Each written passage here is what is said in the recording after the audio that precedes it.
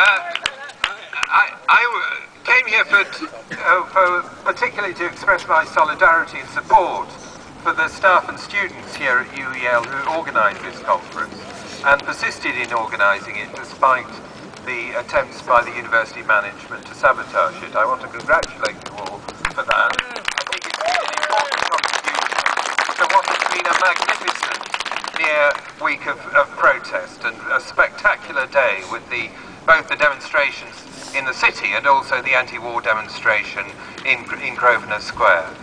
Secondly, I also want to congratulate the organisers for producing such a rich and interesting range of speakers. I mean, the last few have educated me in ways that I didn't expect when coming to a rally talking about the economic crisis and so on.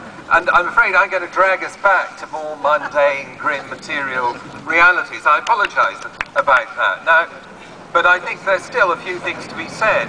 Now, bankers have come up for a lot of stick today, and I think quite rightly so. I'm sure we're going to hear a lot about how awful it was for people to break into the Royal Bank of Scotland in Threadneedle Street today, but I was reminded by the final line of a great Brecht play, Happy End, where he says that he discovered that the real criminals aren't the people who break into banks, but the people who own them. And of course, as Mark Thomas said, it's only notionally that we, thanks to the state rescues, own the banks, because in fact our money is being used to prop up a collapsing financial system and to try and get capitalism working again. But it's very important to see, however much we hate the bankers, that what they've done is just one facet of a much larger drama. What they've done isn't simply to bust the financial system, they've bust the world economy. The International Monetary Fund now thinks that the world economy will shrink this year. That's the first time that that will have happened since the 1930s. We really are in Great Depression territory, and that will have the most appalling human consequences. It means closures of workplaces. It means people losing their jobs. It means people losing their livelihoods. It means huge amount of productive potential and human creativity being thrown away.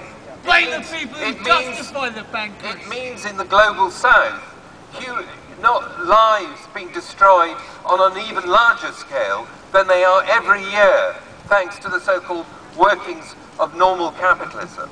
That's what we're being confronted with. We heard earlier on some very eloquent and interesting contributions about the climate crisis, but it's very important to see that the climate crisis and the global economic crisis are simply two facets of a much more profound crisis, which is a crisis of capitalism as an economic system. I thought what Mark Thomas said was absolutely splendid, as always.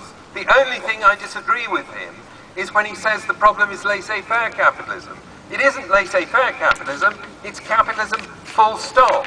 If you look around the world, all the models of capitalism currently existing, China, Germany, Japan, all the models are in crisis. And I thought what Tariq said was really interesting about Islamic finance. But the problem isn't just interest, and it isn't just money. It's the kind of economic system that works according to a logic of blind competition. It's that blind competition that drove the banks to do all their crazy deals and break up the financial system and drag us into crisis.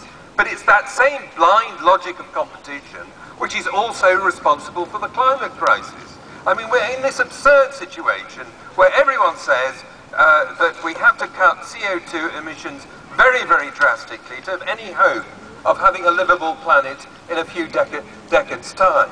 But if you look at the figures, the emissions are going up. Why? Because of the logic of competition.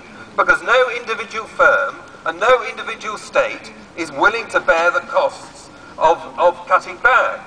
And there's no mechanism in the system for imposing any sane or rational way of running things on all the different rival units. That's why the G20 is going to be a complete joke. Because what you have is a collection of different rival interests coming together at the same table, signing up to a few platitudes, and then going away to pursue their own rival competitive interests. and drag us even deeper into the mire. It's going to be really important to build solidarity with them. So I think we're at a really important point. We're at a moment, I think this week, looking back, is going to be seen as a very important moment in which resistance really began to emerge to the people who rule the world and to their economic crisis. And we're all part of it. Thank you very much and good luck.